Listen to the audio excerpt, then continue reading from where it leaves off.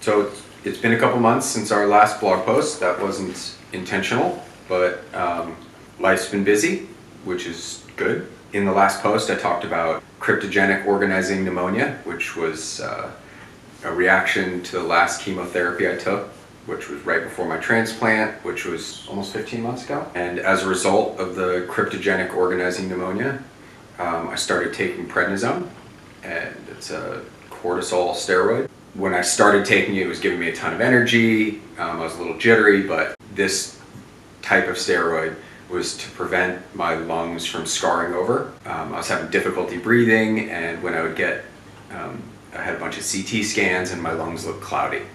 And the doctor said, oh, if we don't prevent your lungs from scarring over, you'll get fibrosis and you'll have permanently diminished lung function. So I started on prednisone on a really high dose, and then started to slowly taper. The result of the steroids is that I've got this great tremor, which is super annoying, exhausting. I've gained a ton of weight in between the beginning of October and the end of November. I put on almost 40 pounds. So basically a 20% increase in my body weight. A lot of it is water weight that's kind of heavy and settles in my legs. When I wake up in the morning, I can barely open my eyes because my cheeks are so swollen. I was having ulcer issues. That's more or less resolved. Still pretty achy, my feet hurt. I cramp up a lot in my hands and feet and calves. I had a lot of acne. That's dialed back. Now you just gave it to me. Now you have the acne. The biggest issue was the lack of sleep. I constantly felt like I was jittery, like I was on my third cup of coffee. Couldn't really get more than an hour and a half of sleep consecutively. You're a little bit rested, but it's not going to tide you over through the day. So found that I was constantly tired, and because of the ulcer, I couldn't drink coffee. I wasn't very productive at work, and so I would work longer hours to try and get 8 hours of productivity in, struggling to maintain concentration and be productive. And it was this kind of reinforcing cycle where I just wasn't sleeping much, I couldn't sleep much, but I couldn't be productive. And it was just a real challenge. It was emotionally draining, it was physically draining, and I found myself emotionally peaking and almost being on the verge of tears frequently over the slightest things.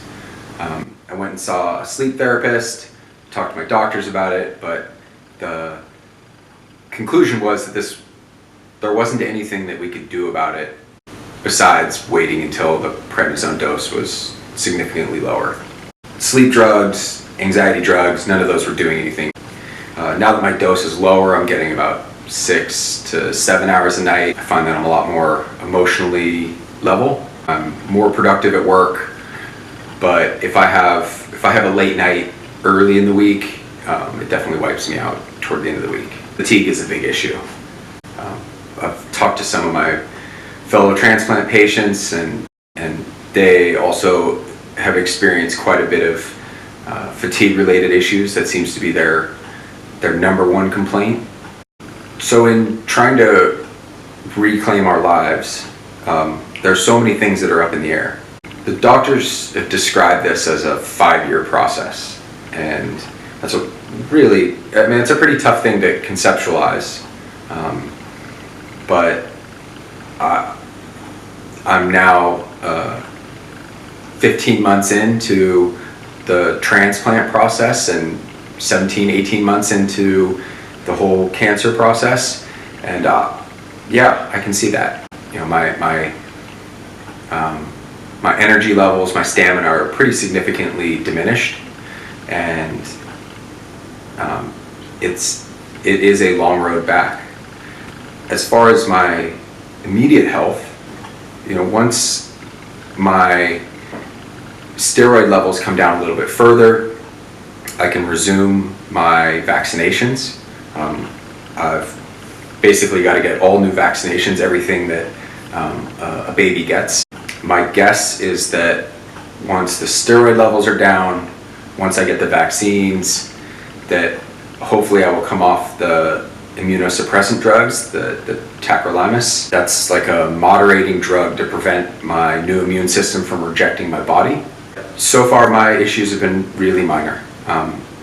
That said, it's pretty hard to tell because everything's masked by all the side effects of the steroids. I don't know when I'll be able to fly. It's just an enclosed space where you have no control over who around you is sick and how long you're exposed to them. So we'll just find out from the doctors. We're hoping for this summer. Yeah. Positive without expectations. Positive, not optimistic.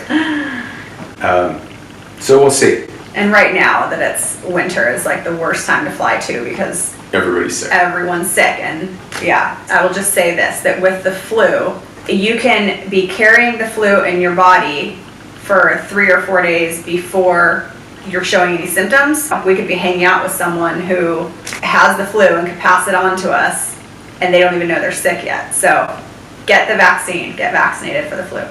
Okay, that's my little spiel about that. We'll try to be, we're going to be more consistent about updating the blog. We just got an email from someone. They expressed some concern because we hadn't updated the blog since November. Things are going good though.